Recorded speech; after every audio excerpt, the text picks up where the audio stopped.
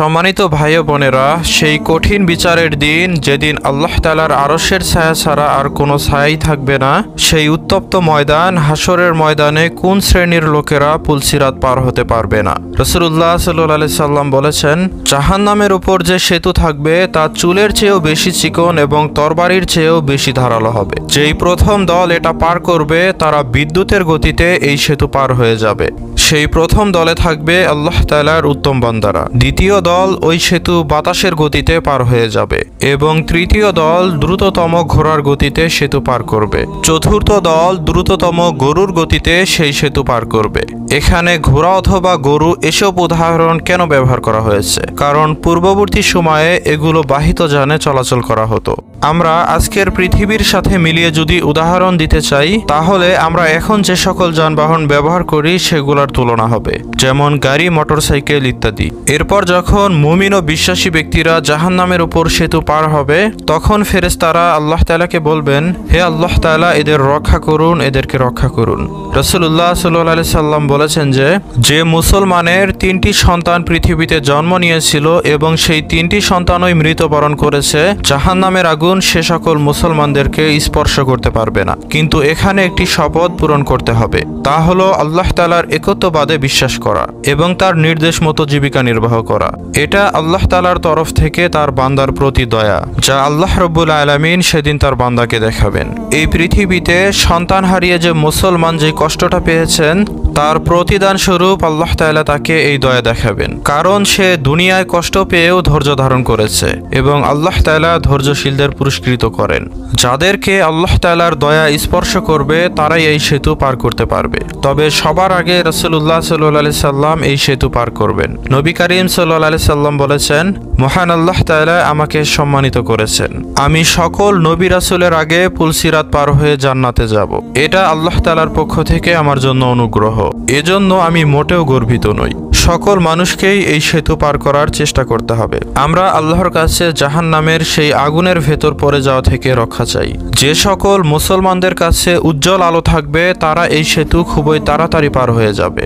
এই উজ্জ্বল আলো পেতে হলে আমাদেরকে দুনিয়ার জীবনে কোরআনের সাথে সম্পর্কিত থাকতে হবে, কোরআনের তেলাওয়াত করতে হবে, বেশি বেশি ওযু করতে হবে, পাক সাফ থাকতে হবে। রাসূলুল্লাহ সাল্লাল্লাহু আলাইহি সাল্লাম বলেছেন, কোরআন সেদিন তাদের জন্য নূর হবে এবং দুনিয়াতে যারা উত্তম রূপে ওযু করেছেন, ওযুর পানি যে যে স্থানে পড়েছে সেই স্থানগুলো নূরের আলোয় চমকাতে থাকবে।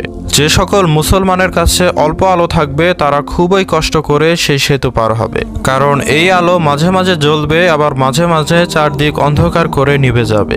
রাসূলুল্লাহ সাল্লাল্লাহু আলাইহি সাল্লাম জাহান্নামের আগুনের উপরে এই সেতুকে এভাবে বর্ণনা করেছেন যে এই সেতুর নিচে জাহান্নামের আগুন জ্বলতে থাকবে।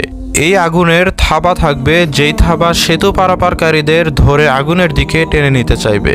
এই আগুনের জিহবা থাকবে যা মাঝে মাঝে বের হয়ে আসবে এবং মানুষকে আশ্রয় দেবে। অনেকেই এরকম থাকবে যারা এই সেতু পার করতে পারবে, কিন্তু তাদের গায়ে আগুনের থাবা অথবা আগুনের আঁচ লেগে যাবে। কেউ কেউ সেতু পার করতে না পেরে আগুনে পড়ে যাবে। তারা এই সেতু পার করার চেষ্টা করবে। যখন তারা এই সেতুর উপরে উঠবে এবং তারা সেই নিচে আগুনে পড়ে যাবে, তারপর তাদেরকে আর পরবর্তীতে রক্ষা করা হবে না। তারা সেই জাহান্নামের আগুনেই জ্বলতে থাকবে। ভণ্ড কিছু মানুষ আছে যারা নিজেদেরকে মুসলিম বলে দাবি করে, কিন্তু তারা প্রকৃতপক্ষে মুসলিম ছিল না। তারা শুধুমাত্র নামী মুসলমান ছিল। সুদ, ঘুষ, জেনা, ব্যভিচার এবং সব ধরনের অন্যায় কাজ করেছে, অথচ সে নিজেকে মুসলিম বলে দাবি করেছে। এবং এরা যখন তাদের পরিচিত মুমিনদেরকে তাদের উজ্জ্বল আলো নিয়ে দ্রুত সেতু পার হয়ে যেতে দেখবে, তখন তারা বলবে, হে ভাই আমার, একটু অপেক্ষা করো, আমরা তো দুনিয়ার জীবনে অনেক পরিচিত ছিলাম, আমাকে তোমার একটু আলো দাও, যাতে করে আমিও এই কঠিন সেতু পার হয়ে যেতে পারি, আমাকে অল্প একটু আলো দাও। ফেরেশতারা চিৎকার করে উঠবে, ফিরে যাও এবং নিজের আলো খুঁজে দেখো। এই আলো হচ্ছে দুনিয়ায় করে যাওয়া আমাদের ভালো কাজ এবং ইবাদত। সেদিন একমাত্র আলো শুধুমাত্র নিজের কৃত কাজ থেকেই পাওয়া যাবে। একটি দেয়ালের দুপাশে মুমিনগণ এবং কাফিরদেরকে বিভক্ত করা হবে। এই দেয়ালের এক পাশে থাকবে আল্লাহ তাআলার দয়া এবং মায়া এবং অন্য পাশে থাকবে অত্যাচার এবং যন্ত্রণা। অবিশ্বাসী কাফিররা সেতু থেকে ছিটকে পড়ে জাহান্নামের সর্বনিম্ন স্তরে গিয়ে পৌঁছে যাবে। ইবলিশের থেকেও নিম্ন স্তরে তারা অবস্থান করবে। সম্মানিত ভাই ও বোনেরা, এই সেতু পার হওয়া খুবই কঠিন কাজ।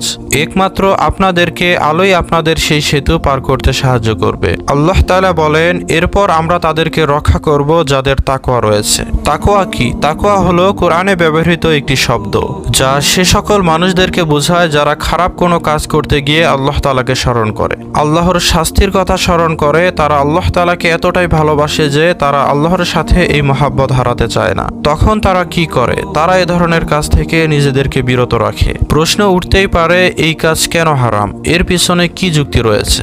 আল্লাহ তাআলা বলেন, এটা হারাম কাজ, এটা ভালো কাজ নয়।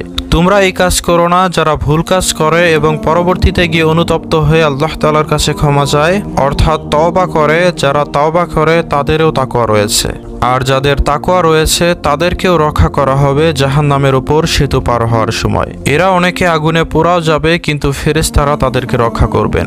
তাই আমাদেরকে অবশ্যই তাকওয়াবান মুসলমান হতে হবে। মহান আল্লাহ তাআলা আমাদের সবাইকে সেই কঠিন হাসরের মাঠে পুলসিরাত পার হওয়ার তৌফিক দান করে দিন।